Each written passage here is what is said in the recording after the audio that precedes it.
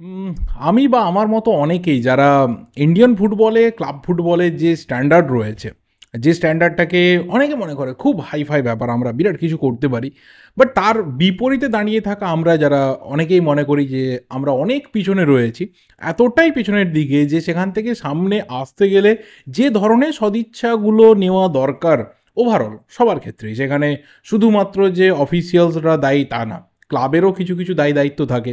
ফ্যানেদেরও কিছু দায়ী-দায়িত্ব থাকে। সবাই যখন একটা সাকসেস হয় একটা দেশের, তখন সেখানে সবার ভূমিকা অনস্বীকার্য থাকে। কেউ আলাদা করে সেখানে ক্রেডিট নিতে পারে না। বাট কি হয়, অনেক সময় কেউ আলাদা করে ক্রেডিটটা নিয়ে যায় এবং আল্টিমেট সেটা লাভ হয় একটা ফুটবল নেশনের ফ্যানেদের।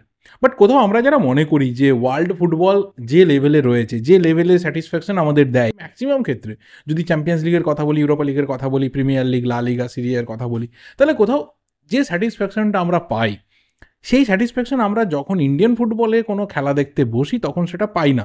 বাট তারপরেও আমরা সিরিয়াসলি দিনের পর দিন ইন্ডিয়ান ফুটবলটাকে ভালোবেসে খেলাটা দেখি বা তার উপরে কথা বলে কাজটা করি।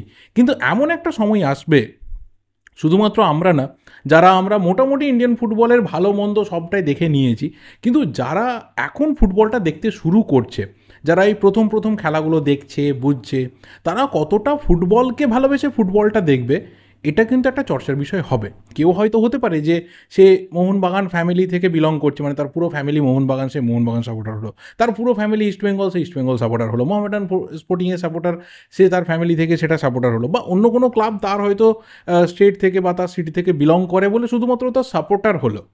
বাট সে কতটা ওভারঅল ফুটবলটাকে ফলো করবে, যে আজকে আমার টিমের ম্যাচ নেই বাট তাও আমি অন্যের খেলাটা দেখি, একটা বিরাট বড় প্রশ্ন চিহ্ন কিন্তু বারবার সবার সামনে নিয়ে আসে। এবং সেখানে সমস্ত রকম সোশ্যাল মিডিয়াতে কথা হয় যে আমরা ঠিক কতদিন এই যে একটা ওর্স্ট শো রয়েছে, এটা আমাদেরকে এনজয় করে যেতে হবে, বা এনজয়মেন্টের নামে আমাদেরকে কোথাও সহ্য করে যেতে হবে। এবং সেখানে একটা জিনিসের ওপরেই সবচেয়ে বেশি সবার আঙুলটা থাকে, সেটা হচ্ছে রেফারিং। কারণ আমাদের এখানে রেফারিংটা এত পরিমাণে নিচে নেমেছে, এতটাই নিচে নেমে গেছে যে তাকে নিচে তাকালেও আর খুঁজে পাওয়া যাচ্ছে না। এতটাই সেটা তলানিতে পড়ে গেছে। এবং আমি কয়েকদিন আগের ভিডিওতেই বলেছিলাম যে আমি যে রিভিউগুলো বানাবো সেটা যে কোনো টিমের হতে পারে, সেখানে আমি রেফারিং কোনো ডিসিশনকে বেশি পাত্তা দেব না।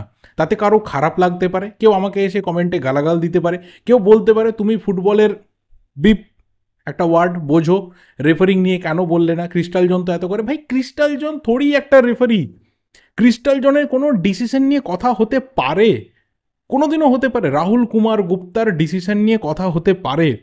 আমি জানি না সিরিয়াসলি, কারণ আমি শুধুমাত্র একটা ম্যাচে কি দেখলাম, কি পেলাম, প্লেয়াররা কি তুলে ধরলো না ধরলো, আমি সেটা নিয়ে কথা বলবো। তাতে যে যাই বলো না কেন আমাকে, আই ডোন্ট কেয়ার। কারণ আমি রেফারিং নিয়ে আমার রিভিউতে যে সুন্দর করে আমি রিভিউটা বানাই, যেখানে আমি একটা টিম ভালো খেললে প্রেজ করি আর খারাপ খেললে তার ক্রিটিসাইজ করি, সেই জায়গাতে আমি এই চরম লেভেলের নোংরা রেফারিংয়ের কথা বলবো না। কিন্তু আজকের এই ভিডিওটাতে পার্টিকুলার আমি রেফারিং নিয়ে কেন বলতে চাই, কারণ কোথাও আমরা যারা ফুটবল ফ্যানরা দিনের পর দিন এই যে ক্লাব ফুটবলের ওপর থেকে ভরসাটা চলে যাচ্ছে আমাদের, কেউ রয়েছে তারা নিজের পছন্দের ক্লাবের ম্যাচটা ছাড়া দেখছে না খেলা, সিরিয়াসলি দেখছে না। টিআরপি আপাতত ডাউন। যে ব্রডকাস্টিং লেভেলটা নিয়ে কোথাও আমাদের একটা ভীষণভাবে আশা ছিল যে আমরা শুধুমাত্র ক্রিকেট না, তার পাশে ফুটবলটাকেও সাপোর্ট করতে পারি, সেই জায়গাটা কিন্তু ডাউন হচ্ছে। সেই জায়গাটা ডাউন হতে হতে নিচে নামছে। এখন মানুষের আরও বেশি কেন ইন্টারেস্ট নেই, কারণ মোবাইল অ্যাপ্লিকেশনে বা ল্যাপটপ বা কম্পিউটারে খেলাটা খুলে দেখতে গেলে ফ্রি অফ কস্টে খেলাটা দেখতে হয়। যদি একটা সাবস্ক্রিপশন থাকতো তাহলে মানুষের একটা মাথায় থাকতো চলো টাকা দিয়েছি খেলাটা দেখতে হবে। এবং টিভি চ্যানেলেরও যা প্রাইস, সেখানেও মানুষের এত সময় নেই, সন্ধ্যেবেলায় দরকার হলে সিরিয়াল চালিয়ে তারা দেখবে। এই ফুটবল, এই খেলা সহ্য করা যায় না। যেদিনকে আমার মোহনবাগানের খেলা রয়েছে আমি খেলা দেখছি, যেদিনকে আমার ইস্টবেঙ্গলের খেলা রয়েছে আমি দেখছি, যেদিনকে আমার বেঙ্গালোর মুম্বাই খেলা রয়েছে আমি যাকে ফলো করছি তার খেলা দেখছি। বাকি দিন কোন টিম কী ফাটাচ্ছে না করছে আমার দেখার প্রয়োজন পড়ছে না। এই সিচুয়েশনটা আজকে কেন এসেছে, কারণটা হচ্ছে রেফারিংয়ের এই দুর্দশা। এবং কালকের ম্যাচে, শুধু কালকের ম্যাচটা তো পার্টিকুলার না, যেখানে একটা পেনাল্টি ডিনার্ড হয়েছে, যেখানে লাস্টের ওই যে ফাউলটা হয়েছে সেই ফাউলটাকে নিয়ে অনেক বিতর্ক হয়েছে। এই ধরনের রেফারিরা যে ম্যাচই খেলাতে যাক না কেন, ইভেন আমি কালকে তো বলতে পারি যে একজন প্লেয়ার, আমি নাম বলবো না, এক্ষুনি বিতর্ক শুরু হয়ে যাবে, নাম বলবো না, একজন প্লেয়ার সে এত পরিমাণে ফাউল করেছে, কালকে তার ডাবল ইয়েলো তো রেড কার্ড হয়। বাট ভাগ্য ভালো যে রেড কার্ড দেখেনি। তোমরা জানো যে কোন প্লেয়ার রয়েছে যার কন্টিনিউয়াসলি এই ধরনের বাজে ফাউলগুলো এই 20-21 বছর বয়সে কিন্তু চরম লেভেলে পৌঁছে গেছে। তো এই যে একটা স্ট্যান্ডার্ড আমরা কোথাও দেখছি, এটা কি আদৌ যারা ইয়াঙ্গার জেনারেশন রয়েছে, যারা কোথাও ইন্ডিয়ান ফুটবলটাকে সাপোর্ট করলে আমাদের অনেকটা লাভ হবে, তাদের জন্য ঠিক বার্তা? তাহলে একদমই না। তাহলে এখান থেকে বেরিয়ে আসার রাস্তা কি রয়েছে? 3টে রাস্তা রয়েছে। অন্ততপক্ষে আমি যতটুকু ফুটবল দেখেছি লাস্ট 20 ইয়ার্সে, ইন্ডিয়ান ফুটবলকে যতটুকু চিনেছি জেনেছি, সেইখান থেকে বলতে পারি যে 3টে রাস্তা রয়েছে, যে রাস্তাতে কোথাও এই যে প্রফেশনালিজমের ঢাকটা পেটানো হয় না, যে আমরা নাকি ফুটবলে প্রফেশনাল হয়ে গেছি, সেটাকে হার্ডকোর প্রফেশনাল করতে গেলে সবার আগে রেফারিংটাকে ডেভেলপ করতে হবে। ভাই গ্রাসরুট তো ঠিক আছে, ওটা তো আমাদের কোনোদিনই দেখা হয় না। একটা সময় অ্যামেচার ফুটবল ছিল, তখন বেশি করে আমাদের আরও ঢাকঢোল পেটানো হতো, তখন কিছুটা সাকসেস ছিল। বাট পরবর্তীকালে যখন সেই লেভেলটা থেকে আমরা আস্তে আস্তে প্রফেশনাল হতেও শুরু করেছি, তখনও কিন্তু ওই টাচটাতে আমরা যেতে পারিনি। তো গ্রাসরুট নিয়ে আর কিছু বলে লাভ নেই, we are tired of it.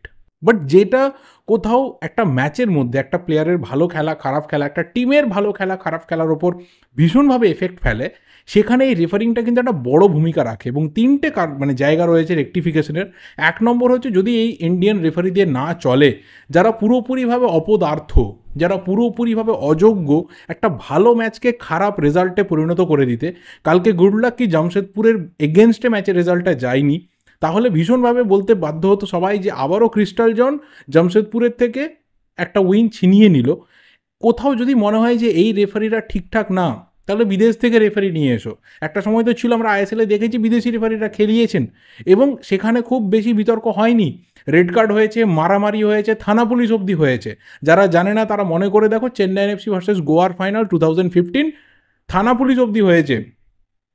তারপরেও কিন্তু সবাই ফুটবলের উপর ভরসাটা রেখেছিল যে কোথাও রেফারির যে ডিসিশন, সেই ডিসিশন এক পেসে ছিল না, সেই ডিসিশন কোথাও মানে অন্ধের মতো ডিসিশন ছিল না। তাহলে বিদেশি রেফারি নিয়ে এসো, কোথাও কোনো প্রবলেম থাকবে না, কেউ কিছু বলতে পারবে না, বা বললেও তখন অন্ততপক্ষে অর্গানাইজাররা বলবে যে আমাদের এখানের যারা রেফারি রয়েছে তারা পুরোপুরিভাবে অযোগ্য, আমরা বাইরে থেকে নিয়ে এলাম, তারপরে যদি ভুল হয় আমাদের কিছু করার নেই। সেকেন্ড থিং হচ্ছে, অ্যাজ সুন অ্যাজ পসিবল, কি ফান্ডিং রয়েছে না রয়েছে অন্য ব্যাপার, আমি ভিডিও বানাবো বিজনেস মডেল নিয়ে, রেভিনিউ মডেল নিয়ে, সেখান থেকে কী হচ্ছে না হচ্ছে সব কিছু নিয়ে কথা বলবো। কিন্তু যেটুকু ফান্ডিং দেওয়ার সামর্থ্য রয়েছে এফএসডিএল এর বা এএফএফ এর সম্মিলিতভাবে, ইভেন দরকার হলে ক্লাবগুলোকেও বলা হোক যে তোমাদের যে ফ্র্যাঞ্চাইজি ফি রয়েছে পার ইয়ারে পে করতে হয়, যারা 14 থেকে খেলছে যে এন্টিটিটা রয়েছে তাদেরকে আর পে করতে হবে না, কিন্তু একটা সার্টেন অ্যামাউন্ট নেওয়া হোক। সেই অ্যামাউন্টটা থেকেও দরকার হলে আমাদের এখানে ভিএআরটা আসুক, আমাদের এখানে টেকনোলজিটা ভীষণভাবে দরকার। এবং কোথাও এই রেফারিরাও তখন বুঝতে পারবে যে আমাদের হিউম্যান এররটা 15% থেকে বেড়ে 85% হয়ে গেছে। এবং থার্ড যে জিনিসটা রয়েছে, যেটা ভীষণভাবে দরকার, ইমিডিয়েটলি দরকার, যে এই রেফারিরা যখন আমাদের এখানে সিজন ব্রেক থাকে, তাদের বিদেশে পাঠানো হোক, তাদের সেখানে পর্যাপ্ত ট্রেনিংটা দেওয়া হোক।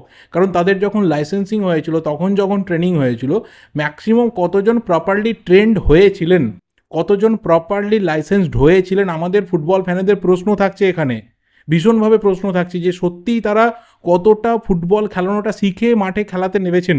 তাদেরকে কোথাও ওই যে ব্রেকটা থাকে, সেই ব্রেকটাতে গায়ে হাওয়া না লাগাতে দিয়ে তাদের ট্রেনিংয়ে পাঠানো হোক।